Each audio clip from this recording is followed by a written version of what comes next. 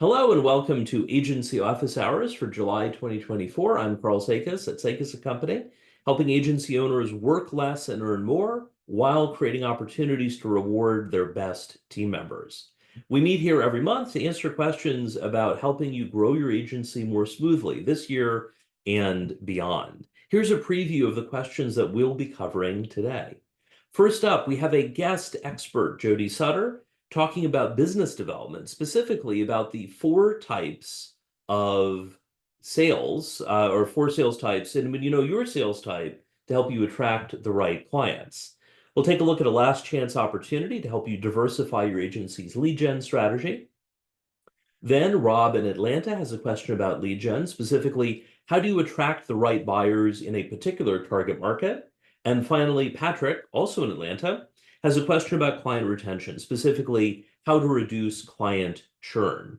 If you'd like to ask a question at a future office hours, please include it when you RSVP. We're meeting here on the second Tuesday of every month. If you're joining us live, of course, on the recording, you have access to this recording immediately. As a reminder, we are recording things, so don't share anything out loud that you don't want to become public.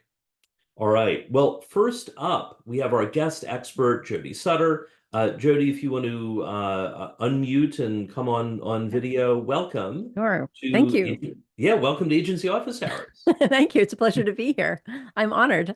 So, I've been inviting various fellow experts within the agency industry, and given that we're talking a lot about lead gen and business development, I thought you were the perfect person for today's episode. Thank Uh, you. so, as we were talking about potential topics, your Yeah. expertise, of course, business development. I have a fairly broad definition of biz dev. I see it as three things: marketing, sales, and partnerships. But you had mentioned a potential topic around sales types. So Yes. what should people know Yeah. about agency sales types and how can it help them? And Yeah. actually, before we do that, if people aren't familiar with your work, please introduce yourself. Well, my name is Jody Sutter, and I'm the owner of the Sutter Company. And I work with the owners of small agencies who find themselves struggling when it comes to winning the right kind of new business.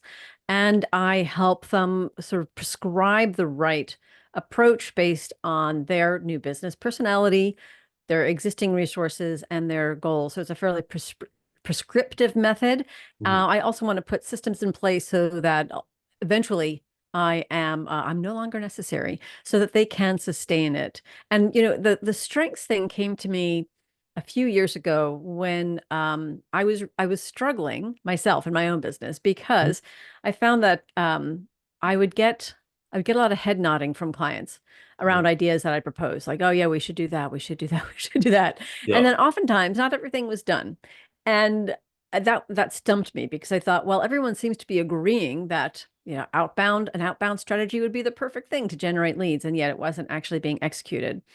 So as I started to think about this, because I realized, the success of my own business Mhm. is dependent upon me being able to have my clients take my recommendations and make the most out of Right. them. I started thinking about the agency owners that I've worked with in the past, and what I realized is that they tended to fall into four different personality buckets. And what I Yeah. also realized is that to get one personality type to execute on one type of new business plan, and then is going to be much easier than getting another personality type. And so I'd be happy to tell you a little bit about what those are and Yes. what, yeah. Yeah, please do. So the four types are, number one, the connector, and that is the fairly typical, the most sort of sales oriented personality type Mhm. that there is among the four. It's that type of person that is very energized by making connections with others.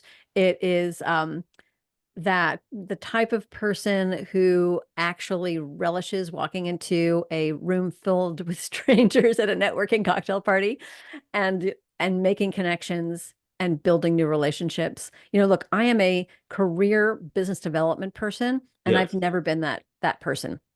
I So it is prefer. possible, right? If people are thinking, I'm not a connector, can I make it? That's right. Yes. Yeah. So that's one person. And then let me go to the polar opposite. Then you have the thinker. And the Okay. thinker I find a lot of agency owners are thinkers.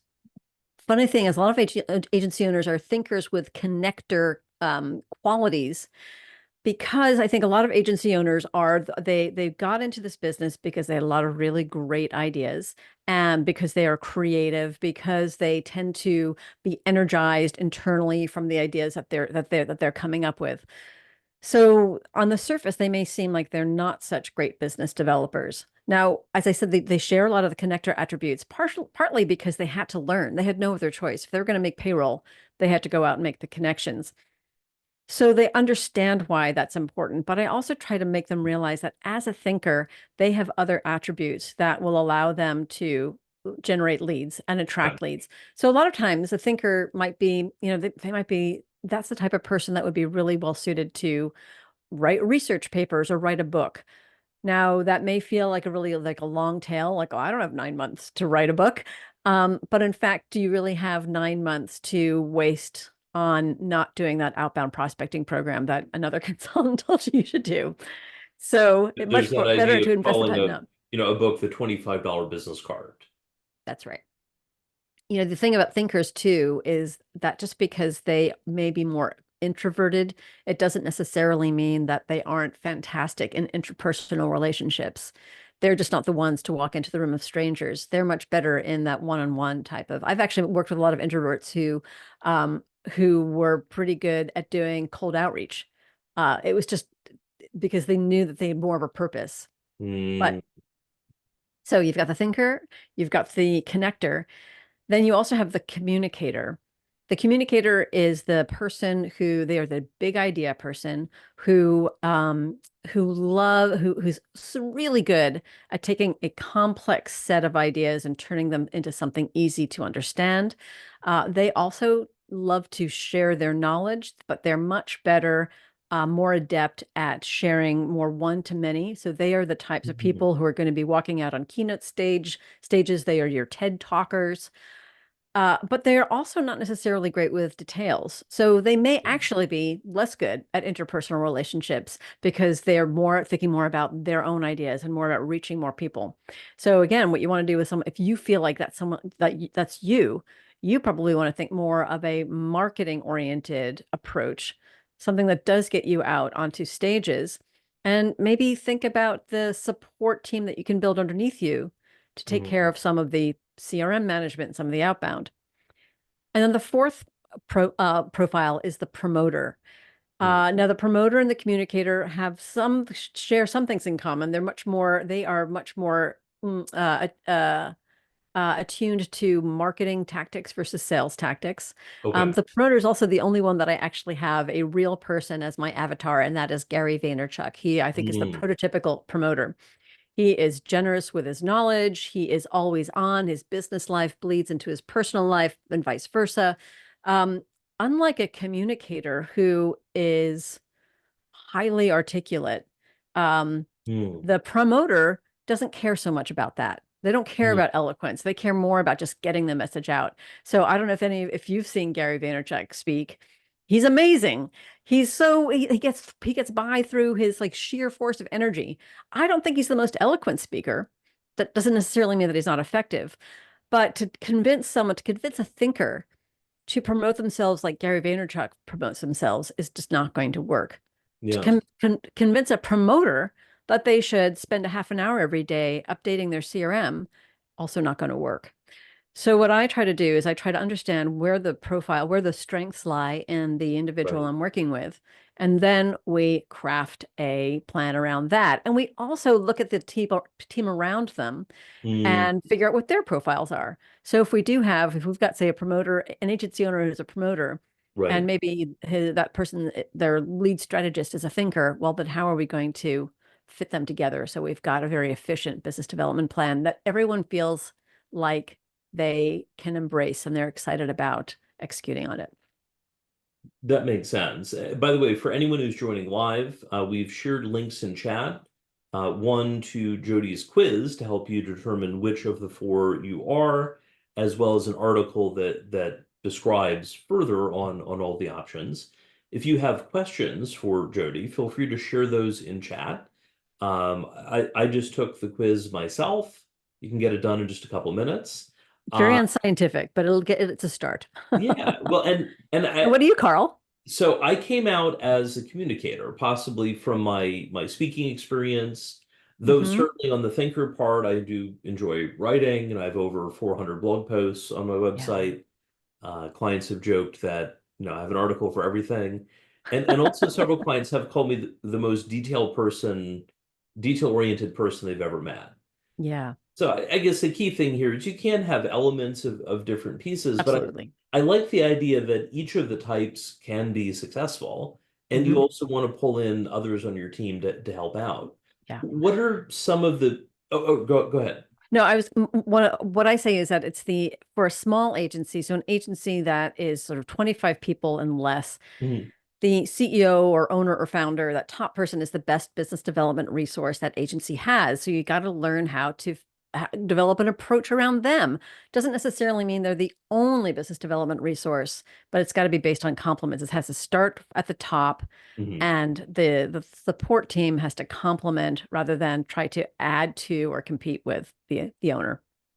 Let's take a closer look at that. There is Sure. some content out there about getting away from founder-led Yeah. sales. But if we're talking Yes. about, say, an agency under 25 people, it's going to be founder-led. So Yes. what, if an agency is at the size where founder-led sales make sense, or they could be a bigger agency and the owner prefers that, what should people think about as they're Yeah. approaching founder-led sales? Yeah.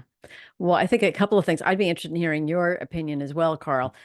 But I think number one, are you at the size where you can reasonably start to bring in others who are qualified to work with you?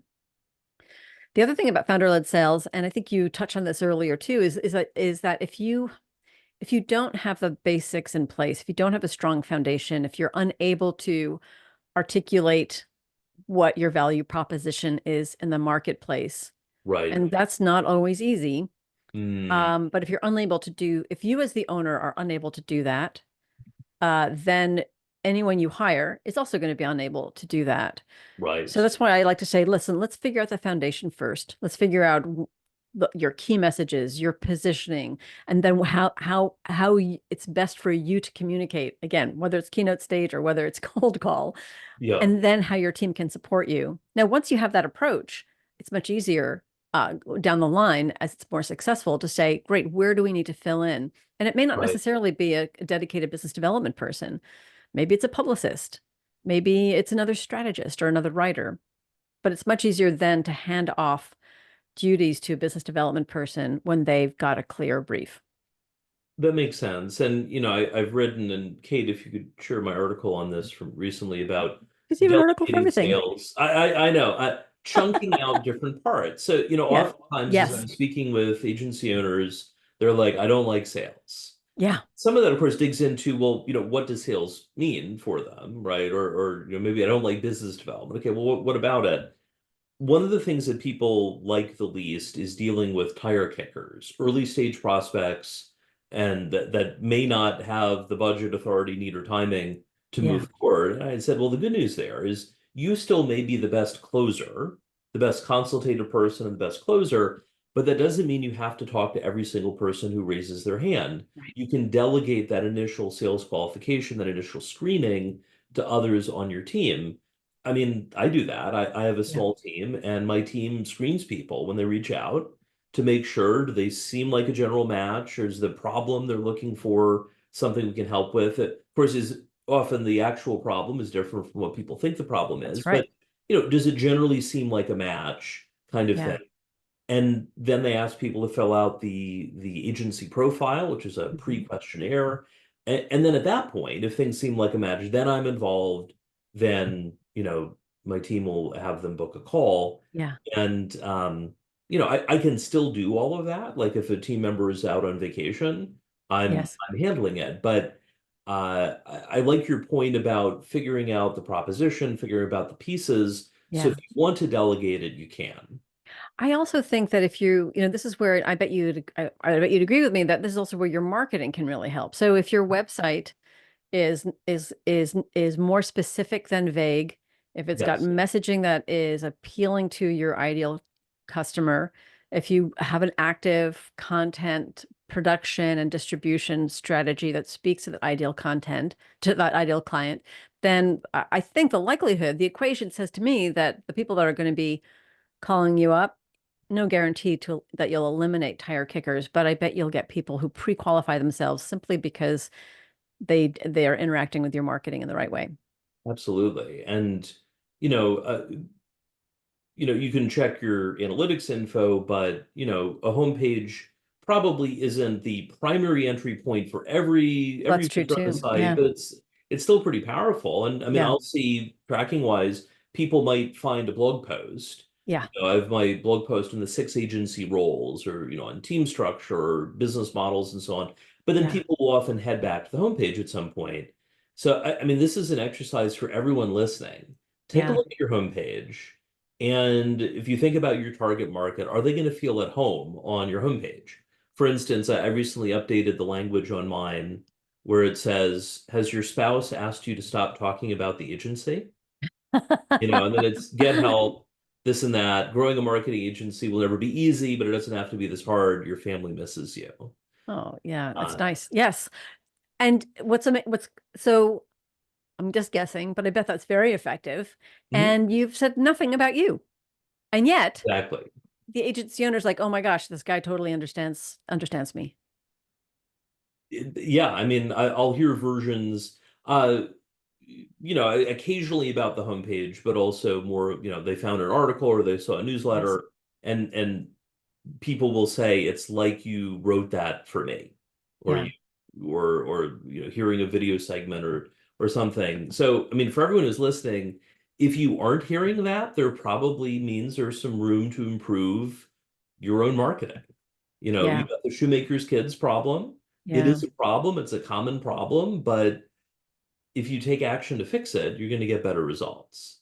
And that was part of what led to the workshop that I'm doing this month, Yeah. Diversify Your Lead Gen Strategy, where, sometimes agencies keep doing the same thing and maybe that isn't working as well these Right. days. Or things in the market have changed and things like that. Or maybe you've tried things in the past and it didn't go smoothly. Maybe you Yeah. should try it again in a different way. So the goal is to get people thinking about possibilities and then make a plan for the next 90 days to do things differently and make it happen. Yeah. Yeah. And one of the things that I tell my clients as well as they're getting ready to do a prospecting campaign, because prospecting also it sounds so logical. Like, we just got to get out Mhm. there and prospect more. We got to get out, send them more emails. And I'll also recommend that they try to follow a sort of theoretical path of a prospect. And Mhm. as you were saying, like, the homepage is not always going to be how they find you. So maybe it's a blog post or a podcast episode, Yep. and they're intrigued, so they go to the website, and then maybe they go to a deeper page on the website, and maybe they check out your LinkedIn page. And does Mm, that and that's where I think sometimes you can start to connections can start to be broken. So you've got a good website and a really awful unkept LinkedIn page, right. all that trust that you've just built up that you don't even realize you're starting to build up is eroded. Or maybe even as they are looking at finding more about you, they end up at some like random Pinterest page that you set up Right. as your wedding registry 8 years ago, but Mhm. still is there, still showing up in the search results. I So mean, yeah, I always like to maybe think, the client will buy you a toaster. Maybe you'll finally get yeah, it's that not that that necessarily a bad thing. You should just be aware that it's out there. Yeah. Um, so, I mean, thinking about the pieces and again, for anyone who's joined live, feel free to share in chat. One of the questions that I'm thinking about, we've got the four types. We've got the Mhm. connectors, communicators, thinkers, and promoters. And people either may have taken the quiz at this point or they will, and we'll Mm. include the link in the video description as well. So we have that if people are joining or watching the recording. But let's say they've identified their type. Mhm. Do you have Yes. a recommended one next step for each Hmm. type? If you're a Yes. connector, what to try next? Communicator, what next? Thinker, what next? And promoter, what next? Yeah. Any thoughts on that? You know what? I've even when I've talked about this, I've also like I offer a 3-year overview, a 3-year plan. So let's Okay. say you're a connector. The first thing to do is to keep doing what you're good at. Okay. So get out there, Hmm. talk to people, go to those networking events. Maybe even ditch that blog strategy that someone Mm. has been pushing you to try to do and just say, that's going to go on the side. Yeah. I find that connectors also, connectors are pretty good with the details, but sometimes, they're much more interested in the relationship. So if you love connecting but hate updating your CRM, because that's where you are going to track your activity, Yep. because that is going to be an asset growing in value, the information you're putting in that CRM system. So maybe that's where you can have someone else on your staff or a virtual assistant, make sure that they're helping keeping you on track. So you Yeah. may actually need someone to keep you a little focused. So get out there, have someone help you stay on track, if that is something that you need to do. Now, once you find that, let's just say within that first year, that's working well for you and you're Yeah. generating leads, now you can say, okay, well, what do I need where do I need to complement my strengths? And Mm. so maybe now it's a more around developing content and who can I get to help me do that? And how is that? I also look at it as an ecosystem. If Okay. we start a content strategy, how does that help me as the connector owner of this Mhm. agency? How does that help me connect with more people? And if the answer is, well, not that much, we're just doing it because everyone says we should be writing Right. content, then maybe you Right. want to think about it in a different way. That makes sense. And okay, so we got the connector. Mm. Any next tips for, say, a communicator? So the communicator, again, the typical path would be, let's get you out on stages. You Okay. have to do some homework first, like you want to make sure you do have that strong positioning and that strong, professional point of view, that you are saying things um, that maybe not everyone will agree with, but those who do Mhm. agree will agree with you vociferously. They Okay. are into what you're saying. Yep. And then once you have that, you want to start to develop your pitch, and you want to start looking at the events or conferences or podcasts where your opinion is going to matter. This is also a place where you probably want to get someone who is a little bit more administrative, who can help keep you Mm. on track, building that list, making those contacts, setting up your calendar so you know that in next month you need to start to apply for these events, and 3 months Yes. from now you need. So yeah, stay organized and start to get that momentum going.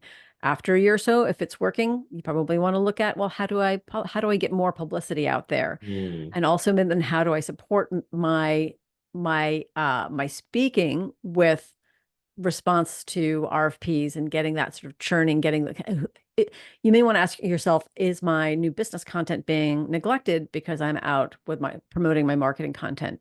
And maybe start to shore that up if you need to. And of course, it's easier when you have a bigger team. I have a client who Yeah. speaks at over 30 events a year. They also have almost 10 salespeople at their agency. Oh, wow. Yeah. They're larger than 25 people. And so in Yeah. that case, salespeople go to the events to connect with people. Often usually their speaking is on an editorial basis. They're, invited as a speaker and often getting paid, but then they'll sponsor in order to get the attendee list so that their salespeople can come through, see who's a Yes. match and all. But they Yeah. have a very clear value proposition that makes it easier. So Yes. you've got Yeah. the celebrity agency owner speaker and then the team helping.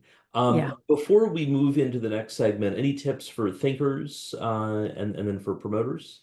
Yeah. So the thinker, like I said, I think a lot of thinkers Mhm. are should not sell themselves short on the interpersonal relationships. I Okay. find most of them, if you give them a purpose and you put them in front of an audience, another individual who is predisposed to want to listen to what they're saying, they're Right. going to feel comfortable. Then they're willing to get out there. So then what does that mean from a business development perspective? Well, number one, it means that that person has got that thinker is going to feel more comfortable if their audience is pre-qualified. So how do you get your marketing to work hard for you? Hmm. Like I said, I think someone like a thinker is probably pretty good at it as a writer, but they could Yep. be good. I've worked with research experts who, then go do a research study or a podcast. A podcast is different from speaking on a stage, a little Hmm. bit more intimate. So you want to find a way to get that point of view out there. And similar to the communicator, uh, I almost said in a quieter way. That's not Mm, quite what I want to uh, say. It's got as big, as much of an impact, but it's more of in an intimate way. Okay. And make Okay. sure that they really feel like they've got, I mean, I think thinkers are not well served by vague positioning statements. Okay. So And yeah. then finally, before we move into the next segment, Yeah. promoters, what any tips for them? Yeah. I'd say, like if you are a Gary Vaynerchuk, then like build the brand around them.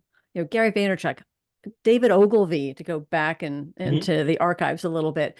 And I think a lot of times I get the pushback like, well, I don't want my agency to be about me. mhm. And I think Ogilvy is actually an excellent example. So it still has David Ogilvy's Still name on the called door. Ogilvy. He's dead. I mean, so Yeah. Yeah. So, and again, we're talking about smaller agencies who probably have either don't yet have a formal growth strategy or have sort of bumped up against a ceiling of their existing growth strategy. So we're yeah, trying to just get you to the next level.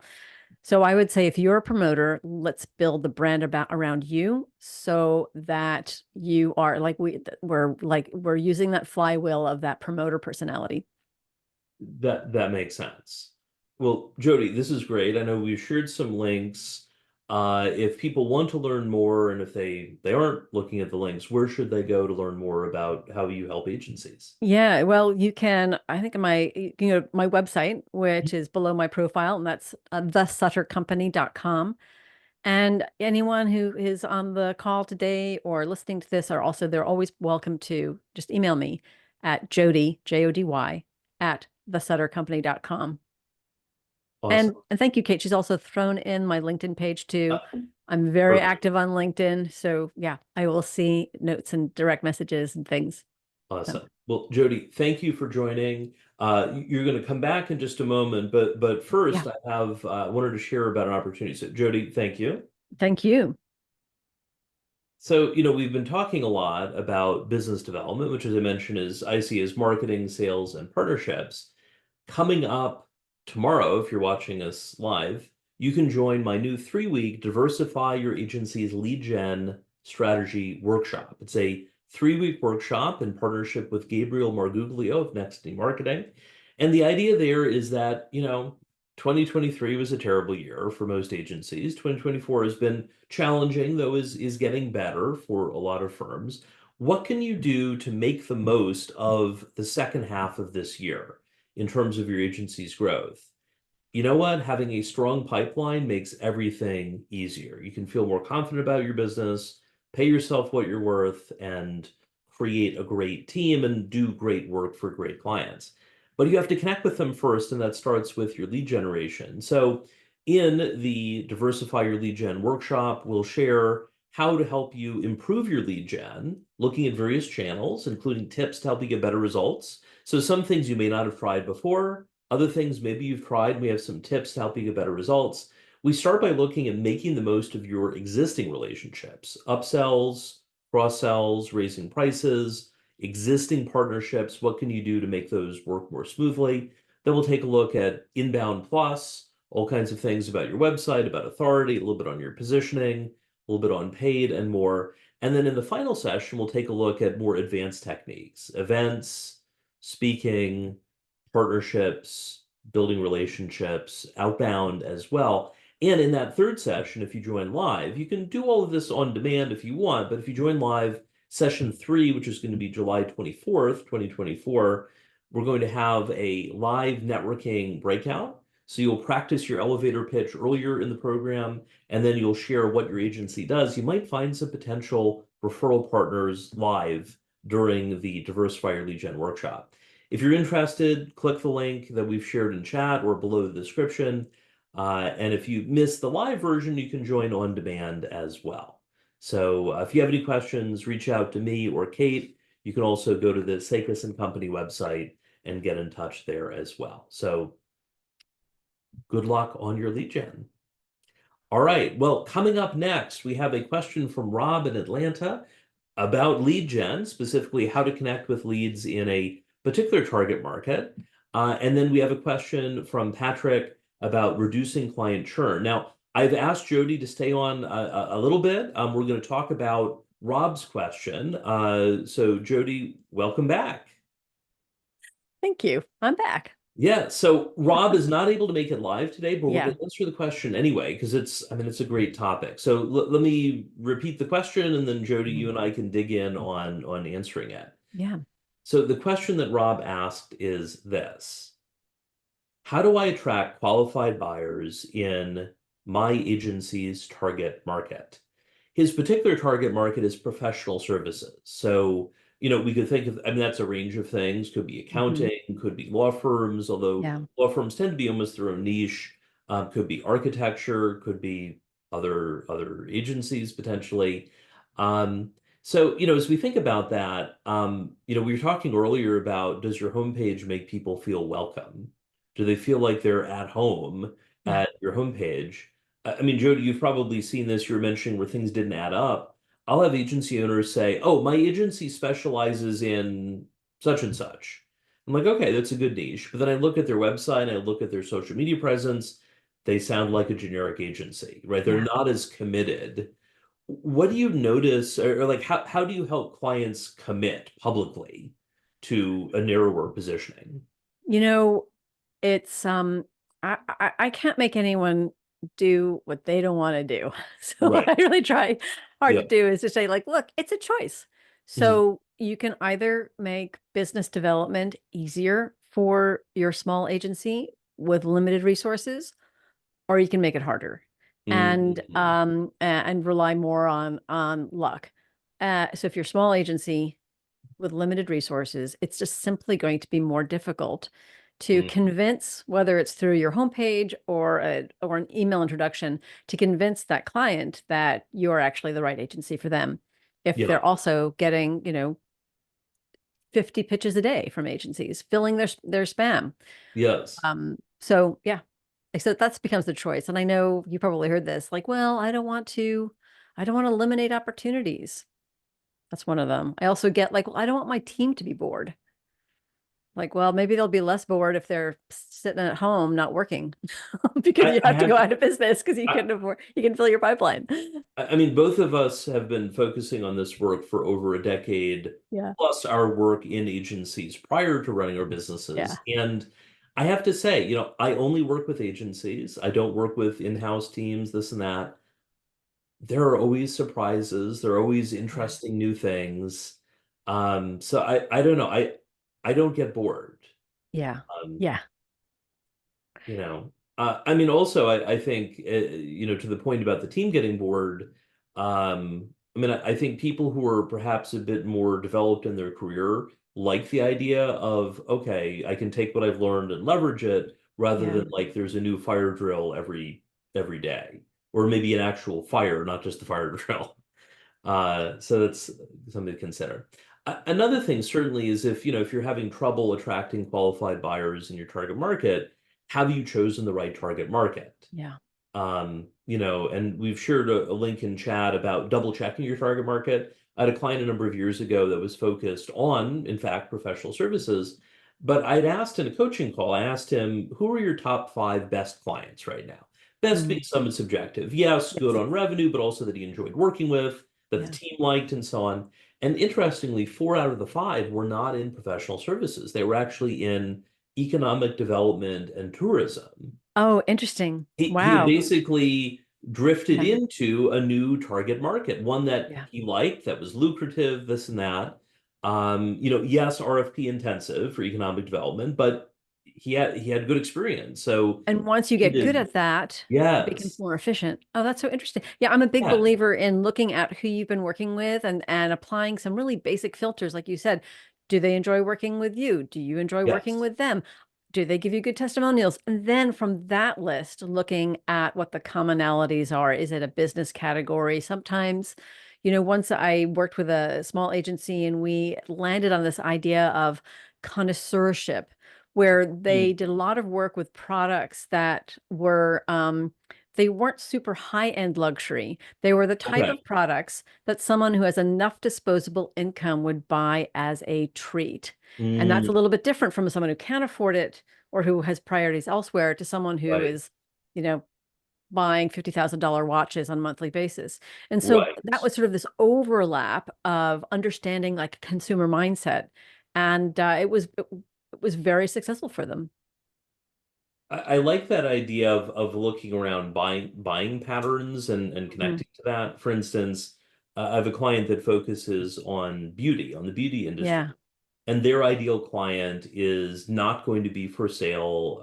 Their products aren't for sale at, say, CVS or Yes. Walgreens. They're going to be at Yes. Sephora, but they're probably not going to be at CVS or even at Target.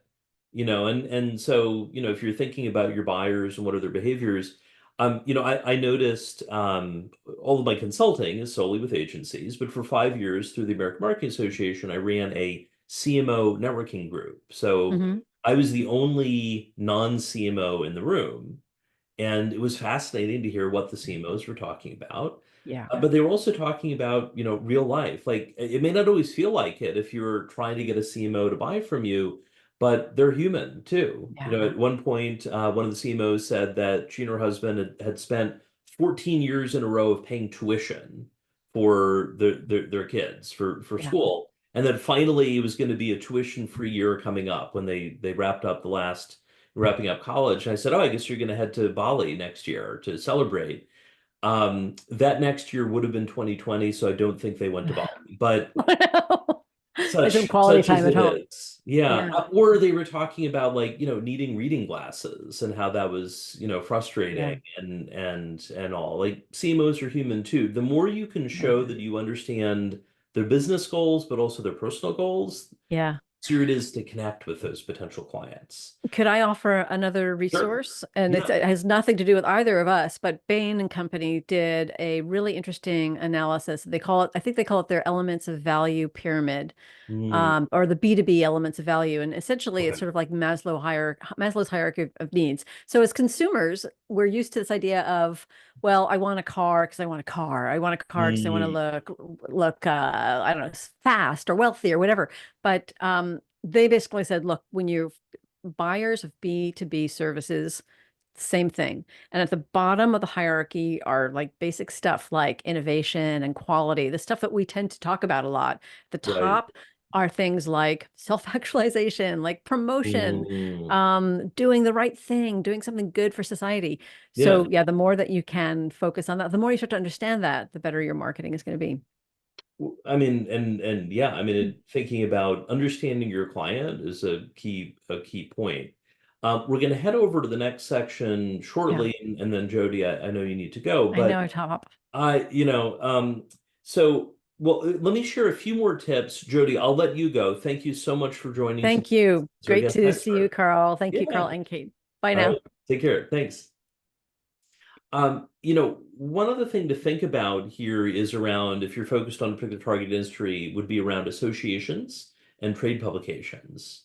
I mean, this is relevant in my work in terms of volunteering in different ways with the Bureau of Digital. I'm speaking at their Digital PM Summit coming up in the fall. I'd spoken at another one 10 years ago and other events. When you focus on a particular target industry, you can become known. My grandfather did a version of that like 70 years ago. He was a business professor and consultant, and he spoke at various associations. And I've gotten actually some like pamphlets from that. For instance, he did a keynote at the Northeastern Retail Lumbermen's Association. And he was talking about, a range of things about managing people in the retail lumber industry. But that wasn't the only industry. He also did work with vending machine industry and with optical wholesale and various other things. So there's an association for everything. If you focus on an industry, look at connecting in it. And if there's not an association, that may be a sign that the industry is a bit too small. All right. We have one more Q&A segment today with Patrick joining us from Atlanta. Patrick, if you want to come on video and unmute yourself, welcome to Agency Office Hours. All right. Thank you. Thank you, Carl. And nice seeing you again. Yes. Well, to recap let me recap your question, and then if you could elaborate, and then we'll dig in on answering it. You had asked about client retention. What are some strategies to reduce client churn? If you could, please share a bit more about what you're running into, and then we can work on solving things. Right. Yeah. So for example, in 2024, so in 2022, we had probably our best year ever in business. And then in 2023, we experienced some serious churn. And some of it, one of them was a client, we got them leads, but they just couldn't close, right? Mm, That's really weird to me because one of the things that we asked them in the onboarding is like, if we get you leads, can you close them? right. And they said yes, And they right? said they could, but they couldn't. Right. Okay. So they eventually sold the company.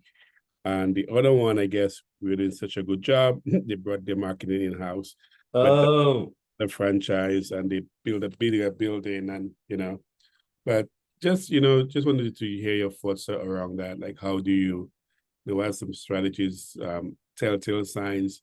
And additionally, what I got from just, in this business as well, from just speaking to other agency owners, that the shelf yes. life for a client tend to what 3 years, right? So that's some feedback I got as well.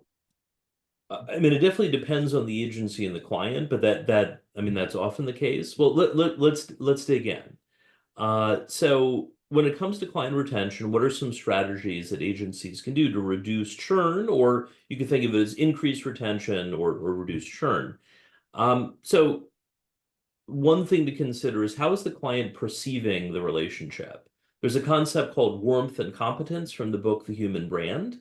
And the idea there is competence is, did you get the job done? Did you complete the deliverables on time? Did you get them results in their marketing and things like that? Warmth is, did you make the client feel special? That they weren't just, oh, you just cared about the dollar signs and all, like you cared about them as a person and more than just the financial side. A lot of agencies do okay on competence, but they don't do on warmth. For instance, consider, and Patrick, and for everyone else who's listening, do you know your clients, anything about the client's family? Do you know the name of their spouse? Do you know, maybe you don't know the names of all their kids, but like, do they have kids? Do they have pets? You know, just because you know the name of their pets doesn't guarantee the client thinks that it's a strong relationship and that there's warmth. However, if you don't know anything about them outside of work, I'm guessing the client would say, if you told them about warmth, it would be relatively low warmth in the relationship. So certainly, the more you can get to know them outside of work, the stronger the potential relationship.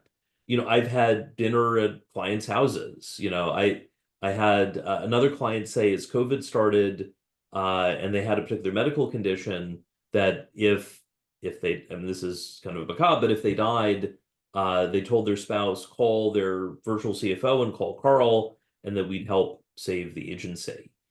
I mean, so I like having really close relationships. Of course, that's harder as you delegate client relationships to your team, right? You have someone serving as the account manager. Part of your role as the owner is checking in. What do we as the agency know about each client? If we don't know much, that's probably a sign that they're at risk of churn, if we know nothing about them beyond what they say in business meetings. Some other pieces to consider, um, as a benchmark, ideally a retainer-based agency is retaining 80 to 90% or more of the clients every year. Now, you could look in terms of the number of clients, one client counts as, one in the calculation, or you could also look in terms of revenue. Because you could lose a really big client, and maybe they're the only client you lose, but if they're half of your revenue, that's pretty bad. But in general, the goal is that you are keeping 10%-ish of your clients every year. And if you're not, there may be some challenges. Now, the examples you mentioned, Patrick, about, for instance, it worked so well, they took things in-house. Some clients are always going to take things in-house. I've got a model, think, teach, do, where you can look at your services. Think is about strategy. Clients like, tell me what to do. I don't know what to do. Tell me what to do. Teach is the client saying, I want to do it myself. Teach me how. That's about training, empowerment, coaching. And then do, think, teach, do is about implementation. The client's like, just do it for me. There are some clients that say they want the strategy advice and then they get into implementation, the do. There are some clients that will take things in-house, and there's nothing you can do about that. The opportunity there, revenue-wise, is to consider whether you want to charge them to coach them on taking things in-house. I worked at an agency where we had been telling a particular client for years they should do the work in-house. It didn't make sense for them to keep outsourcing it to us. And we offered to, they would pay us to train their team. And it took them 2 years to get started on the transition, and then another year to actually do the transition. So in that case, we were paid for a year after it started. Now, you and your team have to want to do that, but my thought is if the client's going to take it in-house, you might as well get paid along the way to help it happen. That could also include helping them with recruiting. I've done that at some agencies in the past where we would help clients hire people internally. Clients don't always want it. I had one case where a government client said, no, we'll do it ourselves. They didn't want to pay for it. So they hired someone, a front-end developer, a supposed front-end developer in-house. And our front-end developer came in, and I was, as the PM and AM, I was there at the meeting. And basically, our team member, she was training their new hire on some key points. And it quickly became clear that he was not at all competent, the person they hired. And they didn't take our help to do it. At one point, for instance, my coworker was sharing about browser debugging tools, right? Figuring out how things are working. Not only did he not use browser debugging tools, he had never heard of the concept. That would be like the client hires a visual designer and you're training them, and you mentioned something casually about, Photoshop or Figma or something, and they're like, Photoshop. Oh, that sounds interesting. I'm going to look into that. How do you spell it? Or Figma? Huh, okay. So, you can't save everyone, but if they're going to take it in-house, ideally you have services to help charge to help make it go smoothly. And those clients tend to have positive things to say afterwards, rather than, if there were reference, oh, we took it in-house and the agency was just really, uncooperative about it. In the case about the client that couldn't close deals, something that some agencies will do is they'll offer sales enablement services or even sales coaching. For instance, I'd met someone, I was speaking at the Inbound conference or several times, but my first one in 2015, and at the partner reception, I met someone who did gym and fitness center marketing. And they mentioned a problem where they had generated hundreds of leads for a particular client, and the client's salespeople couldn't close them. And, I had said, I dug into that a bit. And I'd said, have you considered offering sales coaching services or sales training? And they hadn't. And I said, you might consider that. Even if the client doesn't say yes to it up front, if they know that you offer it and that it's available, they may add it later. So that can help. You have to want to do that. Not every agency is going to want to.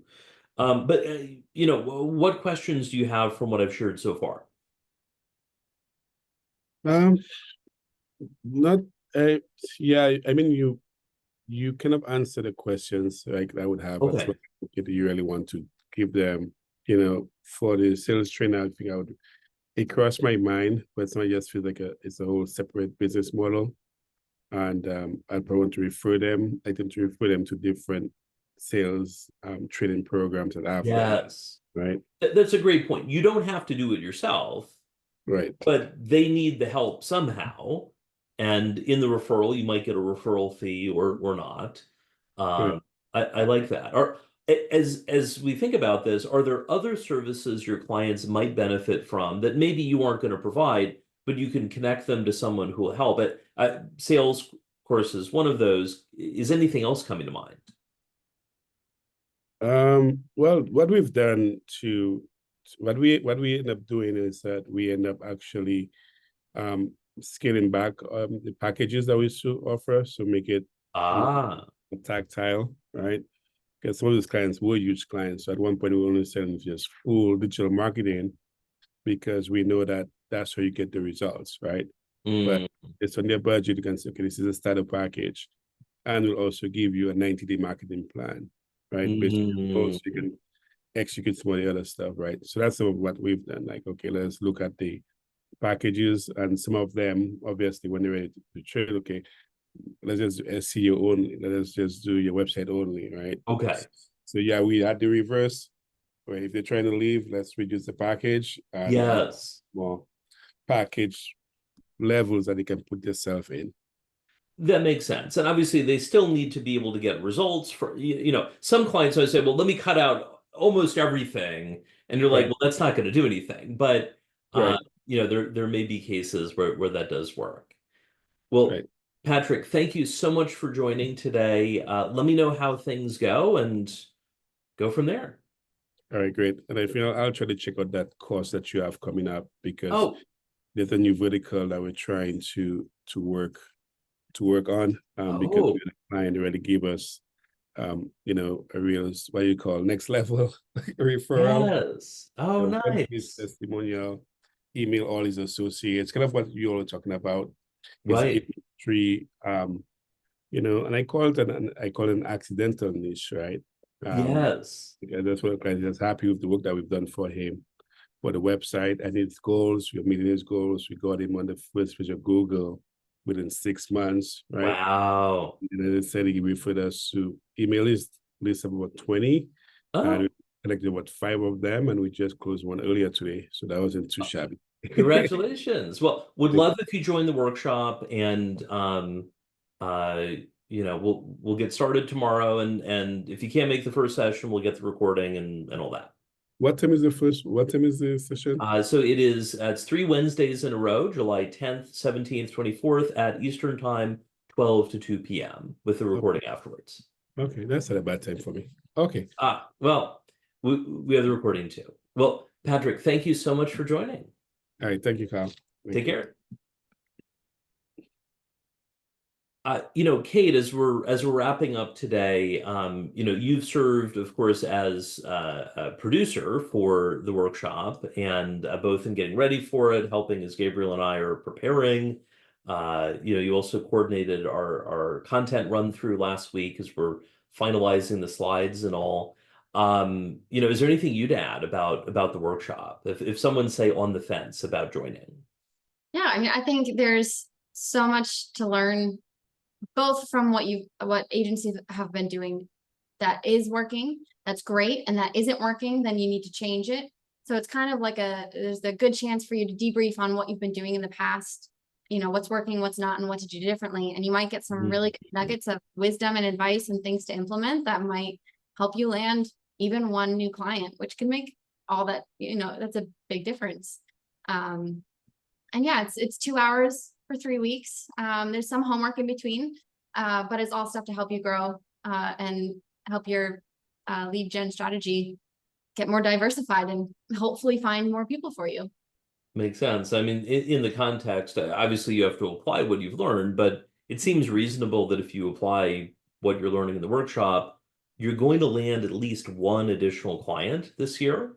And you can think about how much is that worth to your agency, but it's going to be worth more than a ticket to the workshop. So it also helps you make time. We've had people in our past programs like the 8-week Work Less Earn More boot camp, the agency leadership intensive, that it helps knowing that they're going to be meeting and it helps them get things done and things like that. And here it's a 3-week commitment. We've made it more bite size. So, And we also have a great workbook that goes along. It's a companion workbook to go along with the live sessions, and that kind of helps you put everything in one place so you can feel organized too. Exactly. I mean, yeah, from that's something I know we've added over the past few years about the workbooks. From having been a project manager in the past, like it helps to have everything in one place, help have it all organized and all. So like, if the goal is to make this as impactful as possible for you, you still are going to have to do some work, right? You can't just show up and magically it all it all works kind of thing. But there we go. Well, Kate, thank you for producing today, and of course for producing the workshop. Of course, we'll see you again soon for the program. Yes. All right. Well, thank you everyone who's joined live. If you're watching the recording, thanks for watching the recording. Check in the video description for links to some of the things we mentioned, the on-demand version of the workshop, learning more about Jody Sutter's example about the 4 sales types and more. And if you have questions that you'd like me to answer in the future, we're meeting every second Tuesday in this time slot, 12 to 1 p.m. Eastern Time, New York City time. I'd love to answer them. Include your question when you sign up, and then Kate or I will let you know beforehand if you're on the list. So thanks so much for joining, and good luck out there.